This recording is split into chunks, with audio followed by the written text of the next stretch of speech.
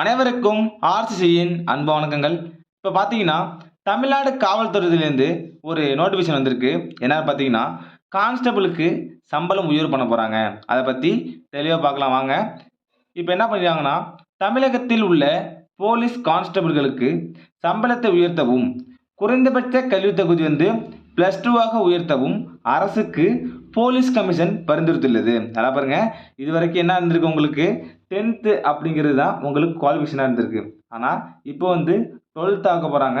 சில பேர் என்ன பண்ணியிருப்பீங்கன்னா 10th முடிச்சுட்டு டிப்ளமோ பண்ணியிருப்பீங்க. அவங்களுக்கும் இது எலிஜிபிள் தான்.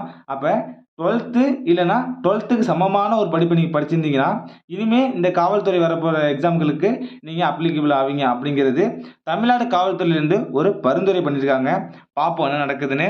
இந்த பரிந்துரையில என்ன சொல்லியிருக்காங்கன்னா, போலீஸ் கான்ஸ்டபிள் ஊதியத்தை 21,700லிருந்து 69,100ஆக நிர்ணயம் செய்யலாம் என்ற முக்கியமான பரிந்துரையும் இதில் இடம்பெற்றிருக்கு.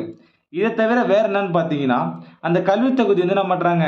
12ஆம் வகுப்பா மாத்துறாங்க. 10வதுலேருந்து 12ஆம் மாத்துறாங்க. நல்லா பாருங்க. இதுவரை கான்ஸ்டபிள் பணிக்கு கல்வித் தகுதி 10ஆம் வகுப்பு என்பதை மாற்றி 12ஆம் வகுப்பு அல்லது அதற்கு இணையானதை இனி கல்வித் தகுதியை நிர்ணயிக்கலாம் என்று இந்த ஆணையம் பரிந்துரை செஞ்சிருக்கு.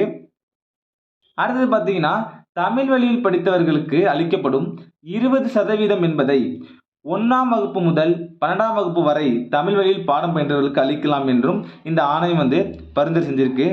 நண்பர்களே, இதை போட்டு நீங்கள் ரொம்ப குழப்பிக்காதீங்க. நீங்கள் எப்பொழுதும் போல படிங்க. அந்த அரசுக்கு இந்த போலீஸ் ஆணையம் பரிந்துரை தான் பண்ணியிருக்காங்க. என்ன நடக்குதுன்னு பார்த்துப்போம்.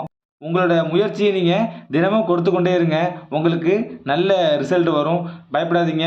2025 நமதாக இருக்கட்டும். நன்றி, வணக்கம். நாளை மற்றொரு சந்திப்போம்.